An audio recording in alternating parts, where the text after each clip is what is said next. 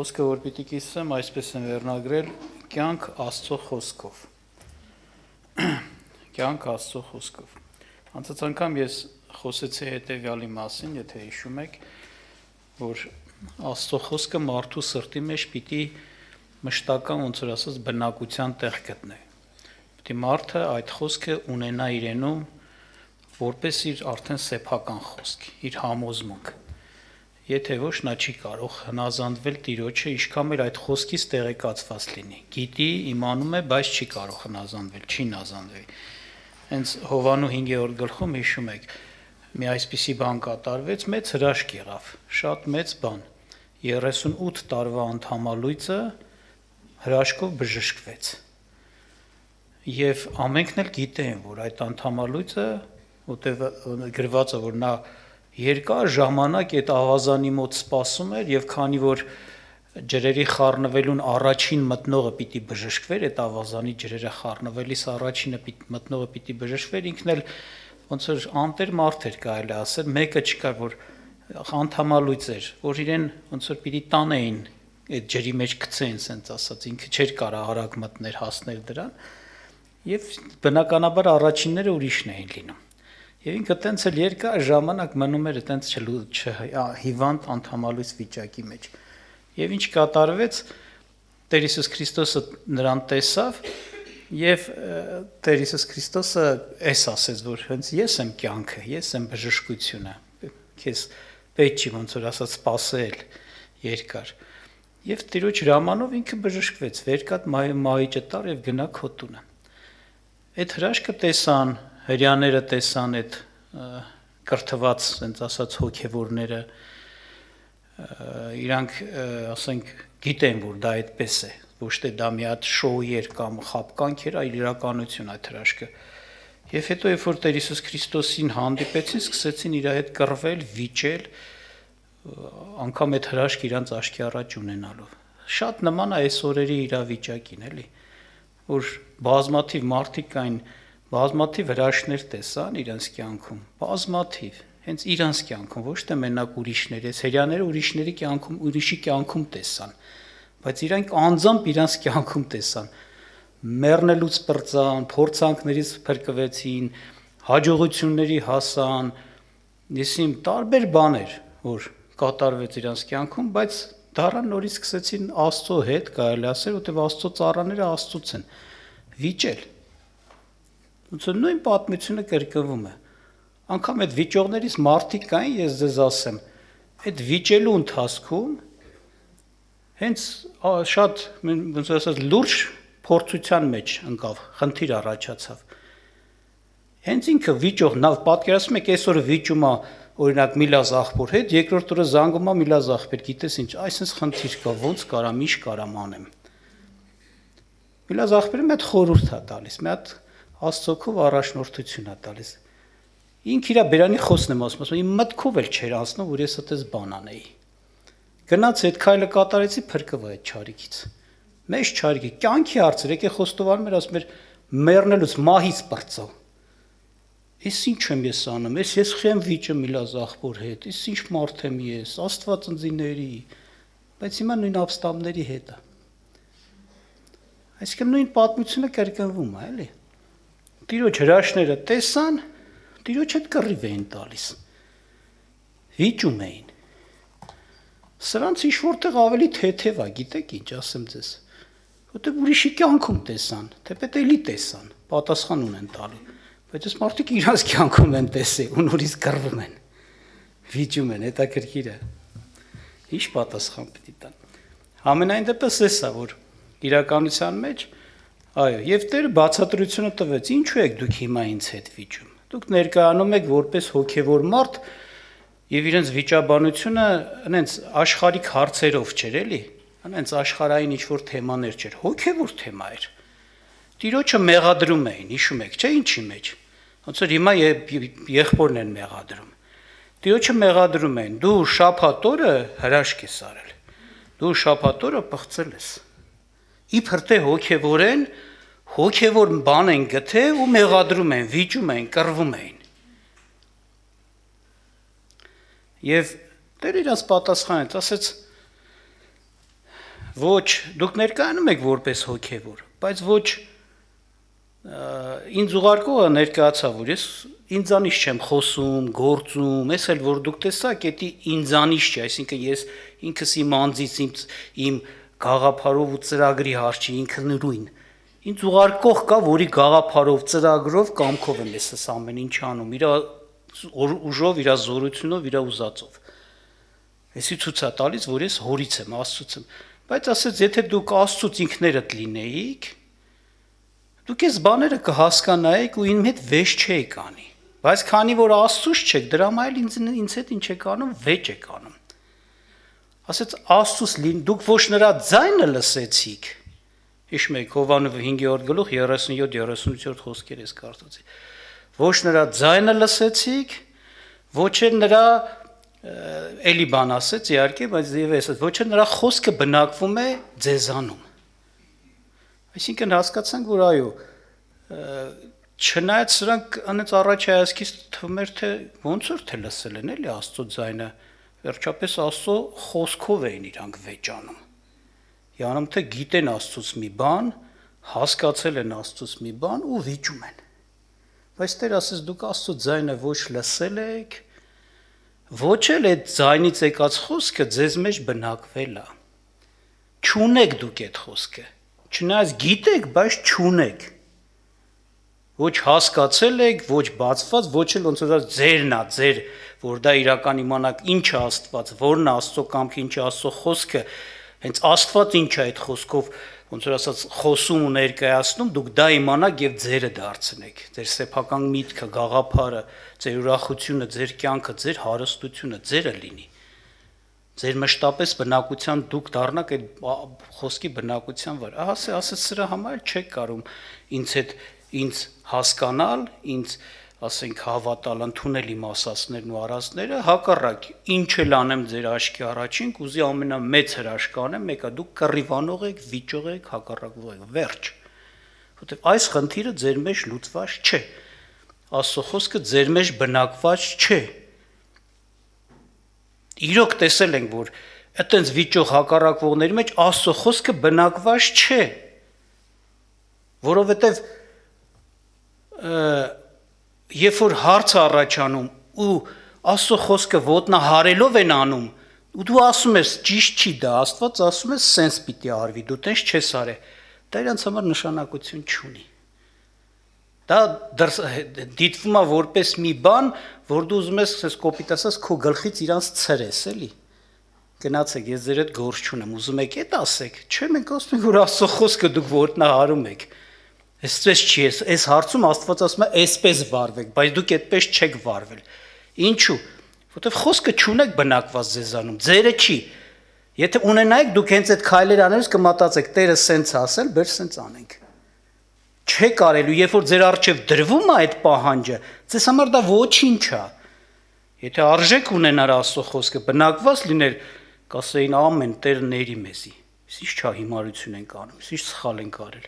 եւ չեն շարունակի։ Բայց շարունակում են։ Համենայն դեպս շարունակեմ, իհարկե ես կուզեմ սրա վրա ուշադրություն դարձնենք, ինչպես անենք, որ Տիրոջ խոսքը այո մեր մեջ բնակվի, նու կարելի է այսպես ասել, ամենակարևոր առաջի խայլը նախ սա է, որ մարդը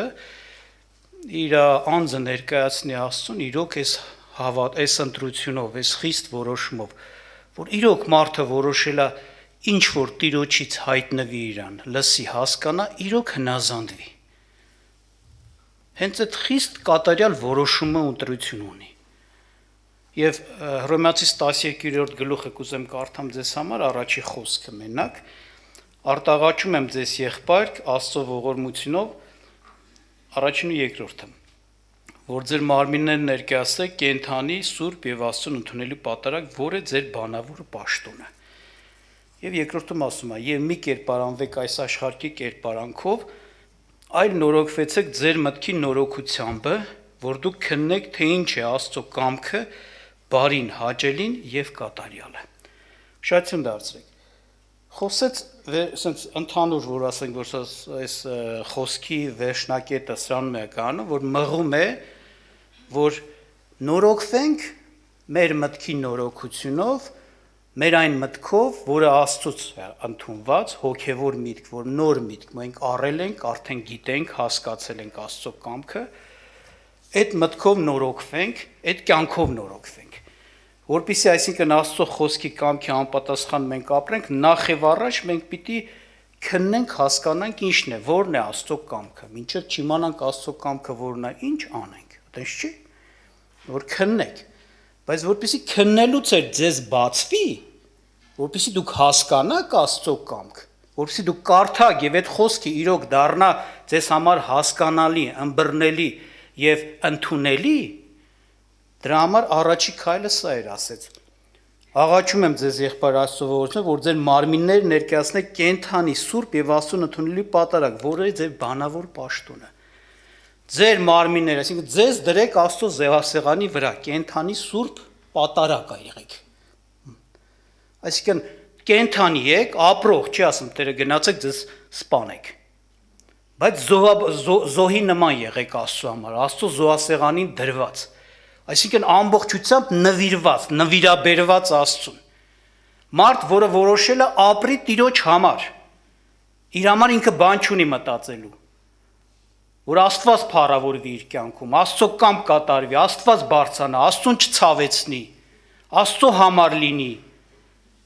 Այդ գիտեք, որ մի բան զոհաբերում էին Աստծուն, դա ամբողջովին Աստծունն էր, վերջ։ Նվիրված, նվիրաբերված։ Երբ որ մարդը այս ընտրությունը ունի, այս սիրտ ունի, այս վիճակը ունի, նա հենց այդ զոհի կարգավիճակում է։ Ահա ես Տեր, ինչ ես ուզում անեմ ես։ Իսկ ինքը այդ որոշումը ունի, երբ որ Տիրոջից բան հայտնվի, հասկանա, կատարի, անի։ Երբ որ այս վիճակը ունի, բնականաբար Տիրոջ խոսքը մյուս քայլերի մեջ էսա ներկայացնում, որ Աստված քո քննությանը պատասխան կտա, այսինքն Աստծո կամքն ես ուզում հասկանաս, քննելով հասկանաս, քննելով գիտակցես, որը բարի է, հաճելի է, կատարի, այսինքն Աստված պիտի ոչ միայն ուղղակի իր կամքը բացահայտի քո կյանքի հարցերի մեջ, ոնց ինչպես, որն է Աստծո կամքը, ինչպես անել, այլ նաև պիտի քեզ բացի, հասկացնի, քեզ պարզ դառնա, համոզեցուցիչ դառնա, որ այն ինչ որ Աստված ասում է, իրոք, էսի ամենաբարին է, ամենակատարյալն է, սրանից կատարյալ բան չկա եւ ամենահաճելին է։ Մարդը դրանում համոզվելու է, բայց առաջի քայլը էսա, դու պիտի ներկայացնես քո անձը զոհ Աստծուն։ Դու պիտի, եթե մարդը տեսեք օրինակի համար հակառակ կողմը նայենք, մարդիկ կային գալիս էին Տիրոջը լսելու, կարծես թե էս էր իրանց գալը ցույց տալիս, եկել ենք Աստծո կամք հասկանանք։ Գալիս էին, Տերը բաներ կար, որ առակներով էր խոսում եւ հենց միտումնավոր ձևով էր դա անում, դու գիտեք, հենց այնպես չէր անում պատահական։ Հակառակ տեղ կար աշակերտները ոնց որ մի քիչ նեղվեն, բողոքեն, Տեր, խի բանով չես խոսում, սենց ասած ուղիղ չես խոսում, որ դες խորհրդով, առակներով ես խոսում, վերջնապես առակները խրտնաբանություններ են, այսինքն խրթին բաներ ունեն իրանց մեջ, դրանք մեկնելու կարիք ունեն, դրանք ուղիղ իմաստով չասված խոսք, ասված խոսք չի։ Եվ Տերը առակներով էր խոսում։ Եվ ոմանք ոչ էլ առանց հասկանալու, ոչ էլ հասկանալու, ոչ չհասկացած թողում գնում էին, բայց աշակերտները չէին հասկանում, ինքներն էլ իրանք էլ չեն հասկանում, ուշադրություն դարձրեք։ Կարծես թե կարճ բանը լսելուց հետո երկուսն էլ նույն վիճակի մեջ էին։ Աշակերտներն էլ, այն թողող գնացողներն էլ, մնացողներն էլ, թողող գնացողներ։ Նրանք էլ չհասկացան, նրանք էլ չհասկացան։ Անես չի, որ աշակերտները հասկացան, դրա համար մնացին Տիրոջ մոտ, նրանք չհասկացան, դրա համար գնացին։ Նրանք երկուսն էլ չհասկացան։ Ասես տարեկան ասեցին, Տեր, մեկնիր մեզ այս առակի մեկնությունը, ասա մեզ։ Տեսնում եք։ Եվ ասես ձեզ տրված է երկինքի արքայության բաները գիտենալ, հասկանալ, իմանալ, բայց ոչ թե ջոկողությունը դրվում է մարդու բանով, սենց ասած անունով, այս անունի մարդը պիտի իմանա, էսի չիմանա, չէ, այլ մարդու հենց իր մարդու ձգտումով, փափագով, նվիրաբերումով, պատրաստությունով, այն մարդիկ չհասկացան, իրենց կարծես թե պետք էլ չէ որ հասկանային, իրենց հեշտ չհետաքրքրեց էր լավ դրատակ ինչ էր թաքնված, թողեցին ու գնացին։ Իսկ այս մարդիկ հասկացան, չհասկացան, բայց գիտեն դրա մեջ Աստծո խոսք կա, Աստծո կամք կա։ Դրանք ճանաչում են Տիրոջը, Տերը չէր դրա սերմնացանի առակ խոսում, որ սերմ ցանել հասկանաս ոնց է ցանվում կամ ոնց է մշակվում սերմը, որ աճի պտուղ բերի։ Լավ գիտեն, բոլորն էլ դա գիտեն։ Գիտեն, որ հոգևոր կարևոր բան խոսք կա, այստեղ խորհուրդ կա, միտք կա, եւ մնացին հարցրեցին։ Եվ հենց սրա համար Տերը ասեց, ձեզ տրված է, իրանց չի տրված։ Ձեզ կտրվի կավելանա, իրանցը ինչ որ կարծում են թե ունեն, այսինքն լսեցին ինչ որ բան, վերջապես որ այդան պատմեն կասեն, ցես բան էր ասում Հիսուսը։ Ինչ որ բան մնացել էր իր մեջ, բայց այդ եղածն էլ պետք է ինչ լինի, իրանցից վերցվի։ Այդպես է։ Շատ ուրիշ տեղերում տեսնում ենք Տիրոջ խոսքը, այո, բարձերում է, որ այո, այդ փափագը ձգտում է, այսինքն երբ որ մարդը իր սիրտը պատրաստել է հնազանդության համար, թեկուզ չգիտի դեռ ինչա խոսելու Տերը, ինչա բացելու իր համար,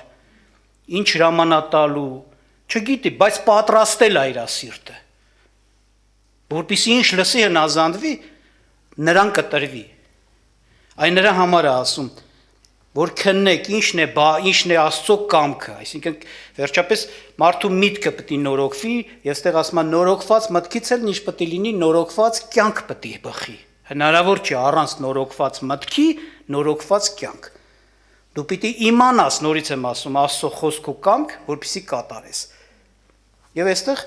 բարձր հստակ ասում է, երբ որ քո անձը կդնես Աստծո զոհասեղանին, կդառնաս կենթանի զոհ, ապրող զոհ, բայց Աստծո համար քեզ կբացվի, քեզ կտրվի խոսքը, դու կհասկանաս խոսքը, ընդ որում այն չափով կտրի, այն ձև կտրի, որ դա չի լինի ուղակի մի խոսք, որ դու գիտես, որ խնկոն ասես, կամ Աստվածաշնչից ուղակի կարդացել ես, գիտես ես բան ասում, դու համոզված կլնես այդ խոսքի մեջ, որ նա բարի է, կրկնում եմ, բայց այդպես է, բարի է, հաճելի է եւ կատարյալ է, դա կդառնա քոնը, քո սեփականությունը, դրա հետ հակառակվող խոսքերը, հակադրության մեջ մտնող աշխարհի իմաստությունների խոսքերը քո համար կդառնան դատարկ ու փուչ, դու դրանցով չես առաջնորդվի, կառաջնորդվես Աստծո խոսքով, որտեվ համոզված ես, որ դա բարի է, հաճելի է եւ կատարյալ է,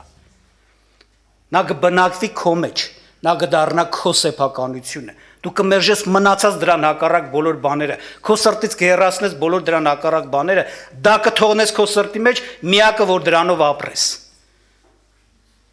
Ուրեմն Աստված օրհնի, այո, սա առաջի քայլ կարևոր է։ Իհարկե, դրա մեջ նաև մտնում է աղոթք քանելն էր, որտեղ երբ որ մարդը փափագում է, նաև լավ գիտի, եթե սկսի քննել, ինքը իր ուժերով չի կարող հասնել։ Անկամ Պետրոս Առաքյալը, Պողոսը հատկապես իր բաներում կարդում ենք, նամակներում, հատուկ խնդրում էր իր համար աղոթք։ Ինքը առաքելական պարգև ուներ, ինքը քիչ պարգև չուներ։ Եվ իրան հատուկ ձև էր բացված Աստծո ավետարանը, Քրիստոսի ավետարանը իրոք, բայց միևնույնն է, նա խնդրում էր, կարող եմ համարները անգամ ես գրել եմ ինձ մոտ, բերեմ ձեզ, որպեսզի դուք ասեն կարող եք կարդալ, Եփեսացիս 6:18-19-ում, Կողոսացիս 4:3-4-ում, նույն բնույթի խոսք ասում, ինձ համար էլ աղոթք արեք, որ Աստծո խոսքը ինձ համար բացվի, որ ես կարողանամ այս խոսքը հասկանամ եւ փոխանցեմ, Աստծո խորհուրդները հասկանամ եւ փոխանցեմ, այսինքն ինքն էլ իր համար էր էցի խնդրում, մենք լավ գիտենք, տեղ կար Պողոս Տեր Հիսուս Քրիստոսը խոսեց իր աշակերտների համար, հետ ասեց, հարցրեց իր համար ինչ են ասում ոմանք, մարդիկ, ասեցին սխալ էր պատասխանները, հետո ասեց դուք ինձ համար ինչ եք ասում, դուք որ ինձ հետ ման եք գալիս, շփվում եք, լսում եք։ Եվ Պետրոսը ասեց դու ես կենթանի Աստծո որդին Քրիստոսը։ Եվ ինչ ասեց, ասեց երանի քեզ Պետրոս, որովհետև դա ոչ թե քո մարմինն ու արյունը քեզ հաղոբան արեց, հայտնի արեց, դու քո մարդկային կարողությունով ես բանին ճշմարտությանը հասար, իմացար, չէ, դա իմ հոր հոգին քեզ հայտնեց, այսինքն մենք հասկանում ենք, եթե Աստված չբացի, իր խոսքը չբացի, մենք կկարդանք, կիմանանք, բայց մերը չի դառնա, կտեղեկանանք, բայց սեփականություն չի դառնա, չի բացվի, մեր սրտին չի կպնի, մեր հոգեարազատը մերը չի դառնա, համոզվածությունը գալիս է եւ ասենց ասած հաստատ վստահությունը գալիս է այդ խոսքի այն ժամանակ, երբ որ Աստված բացում է մեզ այդ խոսքերը։ Եվ բնականաբար մարդը աղոթք պիտի անի Տիրոջը, որպեսզի Աստված իրեն համար տա հայտնություն, Տերը խոսի Տերը բացի, Տերը օգնի։ Այսինքն դրա համար աղոթքը կարևորված է։ Իհարկե կարևորված է։ Եվ շարունակության մեջ նաև ասենք կարևոր է նաև այն լսած խոսքը, որ լսեցինք, հասկացանք, նաև դրա վրա մտածենք, ժողովուրդ ջան։ Մտածելը իր կարևոր գործն է կատարում, իրոք շատ կարևոր գործն է կատարում, որովհետև երբ որ մարդը սկսում է դրա վրա մտածել, այսինքն ինքը դրանով ցույց է տալիս, որ ուզում է ավելին հասկանալ, ինչ որ հասկացել է։ Ուզում է ավելին դրա այդ խորությունները, դրա ամբողջությունը այդ խոսքի տեսնի։ Դա է ցույց տալիս Աստծո առաջին։ Նա որ փափագում է, անպայման նրան պիտի տրվի։ Նա որ ծարավ ունի, նա պիտի խմի։ Նա որ դուռ է թակում, նրա առաջին պիտի բացվի։ Հենց սա է նաև դառնում։ Որ մարդը սկսում է իր հասկացած խոսքի վրա մտածել, երբ որ մտածում է, ավելի բաներ է սկսում հասկանալ։ Եվ էլի ոնց որ ասած այդ խոսքը ավելի խորը արմատներ է գցում իր սրտի մեջ, կյանքի մեջ եւ ավելի համոզեցուցիչ է այդ հարցերում դառնում եւ ասենք դա հնարավոր է տալիս, որ դա հնարավորություն է տալիս, որ մարդը ավելի խորությամբ ընկալի եւ ընդունի այդ խոսքը։ Բնական է նաև Պողոսի Պետրոսի հիշեցումները, որ տեսնում ենք Սուրբ Գրքից, երբ որ Պողոս առաքյալն էլ Պետրոս առաքյալն էլ բազմաթիվ անգամ նույն խոսքը կրկնում էին, ասում էր նույն խոսքը կրկնել է ինձ համար Պետրոսն էր ասում, չէ, ձանձրույթ չէ, բայց ձեզ համար ապահովություն է, այսինքն վերհիշելու, թարմացնելու դա, նորոգվելու դրանով, այսինքն ժամանակար ժամանակ դրա նորից հետ գալու, անդրադառնալու, մտածելու դրա վրա, դրա էլ է շատ կարևոր մեզ համար։ Եվ վերջապես Կողոսացից 3:16-ում այսպիսի բան է ասում, այս նամակում Պողոս առաքյալը հետևյալն է ասում. Քրիստոսի խոսքը բնակվի ձեր միջումը, առատապես ամեն իմաստությունով իրար սովորեցրեք եւ խրատեցեք սաղմոսներով եւ օրհնություններով եւ հոգեվոր երգերով եւ շնորհքով օրհներգեցեք Տիրոջը ձեր սրտերումը եւ ամենը ինչ որ անում եք խոսքով կամ գործով ամենը Տեր Հիսուսի անունով արեք գոհություն տալով Աստծուն եւ Հորը նրա ձեռքով։ Ուրեմն այստեղ ներկայացնում է որ թող Աստծո խոսքը ձեր մեջ բնակվի առատությունով ամեն իմաստությունով Եվ շատ կարևոր է, բնական է, որ այդ խոսքը, որ ամրապնդված մնա, բնակված մնա մեր մեջ, մենք պիտի այդ խոսքով ապրենք, բնական է, ոչ թե մենակ համոզված լինենք, ընտրած լինենք, այլ ապրենք եւ այստեղ այդ ապրելու, ոնց որ ասած, ձևերն է ներկայացնում, իրար սովորեցնելով, բնական է, նախ հնազանդվել այդ խոսքով հենց ապրել, երբ որ հարցը քեզ է վերաբերում անես, երկրորդը ուրիշներին սովորեցնես, ուրիշներին խրատես այդ խոսքով Քեզ գուցե խրատես, քեզ սովորեցնես, նաև սաղմոսներով օրհներգություններով, այսինքն այդ երգես, սաղմոսես, ուրախանաս, հոգևոր երգերով էդի ոնց որ ասած հիշեցնես, ներկայացնես քեզ եւ այլ ասում, եւ ձեր սրտերում այս բանը լինի, այսինքն նաև օգտագործել, ապրել այդ խոսքով, բայց տարբեր կերպերով դա եղավ։ Երգեր, սաղմոսել, այսինքն ասմունքել ասենք բանը հնազանդվել, սովորեցնել, խրատնել տալ եւ այլն։ Այո, սա կտա հնարավորություն, որ այդ խոսքը մշտապես մեր մեջ լինի, բնակվի մեր մեջ եւ մենք այդ խոսքով ապրող մարդ լինենք։ Այսքանն է ուզում ձեզ հետ կիսվել, ինչպես անցած անգամ ասեցի, առիթերնիկը կիսվեմ, հա, գալիս է ինչ որտեղ շարունակություններ այդ խոսքին։ Ուզում եմ որպեսզի աղոթք անենք Տիրոջը, խնդրենք այս հոգսի համապատասխան, ովքեր որ իրաց պակասությունը տեսան, որ այդպես չեն մոտենում Տիրոջ խոսքին, թող խոնարհվեն Տիրոջ ձեռքի տակ, հնազանդվեն Տիրոջը, նաև քանի որ այսօր ասենք երկրի մեջ ծանր է վիճակը, խնդրեք նաև երկրի համար մեկ անգամ եւս աղոթք անենք։